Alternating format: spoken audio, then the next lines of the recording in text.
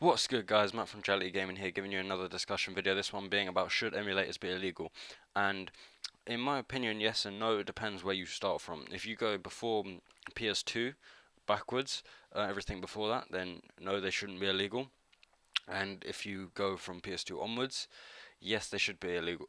Illegal. Now the thing is, PS2 is a very awkward thing to talk about because you could argue you can emulate it, and it's cool, but it's still a bit too modern for it to say the games are expensive, because if the games aren't expensive and the console's not expensive, regardless of what people say on my prior video about PS2 emulation on the PS4. And obviously, just to clarify, I'm not talking about emulation on PS4. I'm not talking about emulation on the Wii U. I'm not talking about any of those kind of things.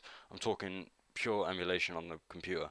And now, for the retro consoles, if you don't know, the older you get, for some reason, people like to jack up the prices. I've seen games on the SNES for like 60 quid. I've seen the SNES, the console itself, be more expensive than the Xbox 360. I was walking through town once. I'm not gonna tell you where I live. I live in England, a town in England. That's the most you're gonna get off me. And I saw an SNES for £84, and I saw an Xbox 360 for £74. Now I'm not obviously I know the console's rare, not rare. The console's old, but it's really not rare. The console's old, but why would that justify the price of a console going back up to a certain amount of money? Because there's nothing new hardware in there.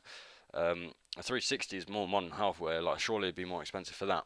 And the reason I'm talking about the SNES is because that's quite a common emulator, and I know Nintendo had this whole war against emulation. Which, to be fair, if we go on about Nintendo's policies, I could literally make a whole video on that. I just needed to burp. Because the thing with Nintendo's policies is purely to do with they want control of absolutely everything. They've copyrighted stuff on YouTube that have their videos in it, and you have to join this partnership program, which is the reason that Mario Maker isn't as big as it is. And they also tried to ban emulations.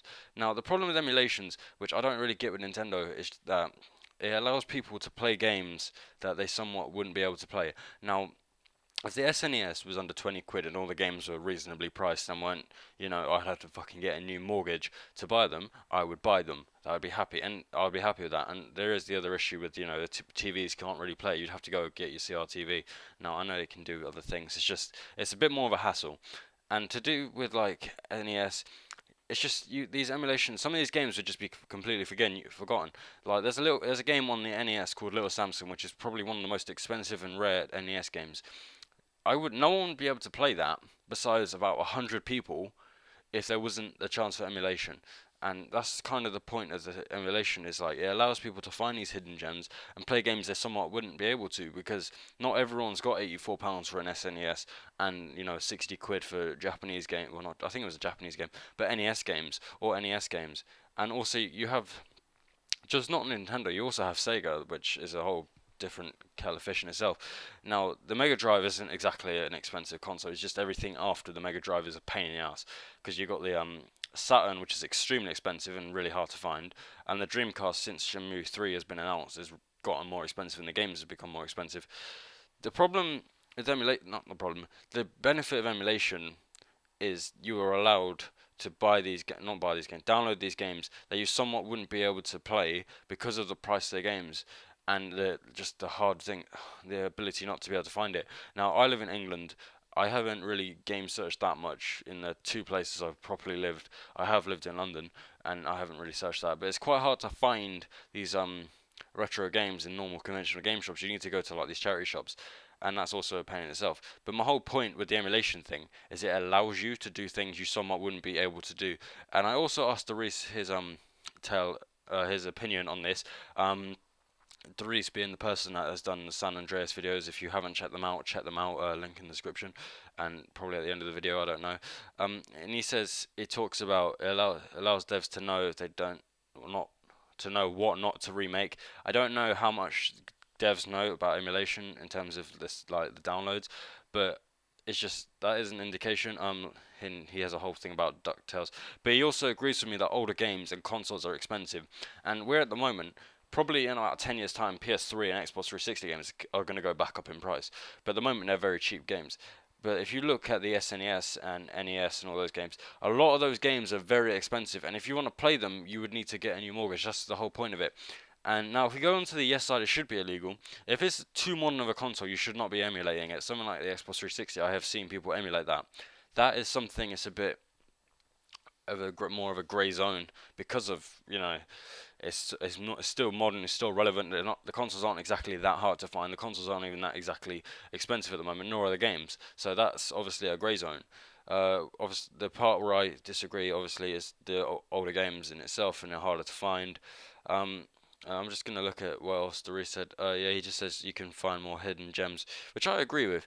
But also, I think emulation, just to go on a little side note, will probably, in terms of this gen, probably fade out more because we are seeing a lot more PC console games come to PC, regardless if it's Xbox One games, but they're just more multiplats on the PC. Like the games you used to get on, NES and SNES, during the day you probably wouldn't be able to have emulated them because just part of the PC and all that.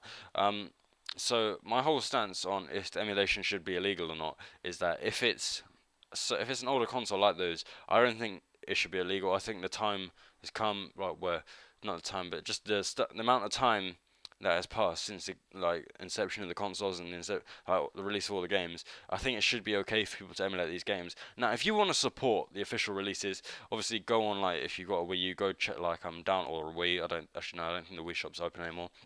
Scrap that. But if you have a Wii U, download those retro games. If you want to support development, that's cool. But the problem is, even on the Wii U, the games are still expensive. Like they're not. I don't really want to pay £7 for an SNES game still, because you got to remember when the game came out. I'm all for supporting the developer and helping the economy and helping everyone out. In the end of the day, but at the same time, if it's too expensive, it should be. I think really emulation should be okay purely because of that, and also there are some devs that just don't exist anymore and probably won't be able to put those games on the consoles. So, this emulation is a way of doing it. Now, obviously, it's a shady practice, and I know there are very obvious legal matters, it's protecting the rights of the developer and everything. But again, at the same time, it's just too expensive to, be buying 10 SNES games and SNES. I'm talking about a lot about the SNES because I saw that recently. I think I saw an NES once for something stupid like £100. The PS1 is quite a cheap console, but the games I've seen can vary between cheap and very expensive. And also, you may not be able to find the games in your country. Like there are games that only came out in Europe that did not come in the US, and that's where emulation would bridge that gap to do it. Now, if there was some way of being able to help the cause by I don't know, donating to developers or something, that'd be fine. But at the end of the day, this is the best way of actually playing the older games. And as I said, if you really want to support them, go on the Wii U eShop, download the games if they're there, or on the PSN store if the games are there, or Xbox store if they've got any of them. I think probably some Sega Dreamcast. But at the end of the day, emulation in my opinion, should not be illegal for the older games, but should be illegal for the games that are more modern and a lot easier to find compared to games, that are prior to, well, just the older consoles, which may be harder to find just the console itself, and harder to find the games that you may want to play, and just the price of it as well. And also back then there was more regional exclusives and whatnot. But that's my opinion. Tell me what you think. I think this is probably the longest discussion I've actually done in a long time by myself. So yay me. Thanks for watching. Like the video if you liked it, dislike if you don't like it, or you somehow have the same name as our channel and decide to do that because you're a twat. There was a reason I said that. Comment below. Tell me what you think of all this. Tell me your opinion. Check out other videos we made. Link at the end of the video or in the description, depending on how many videos I make today. And ultimately, guys, as I always say, actually, just quickly, check out our Facebook and Instagram. And as I always say, guys, have a nice day. And yeah, just have a nice day. That's weird.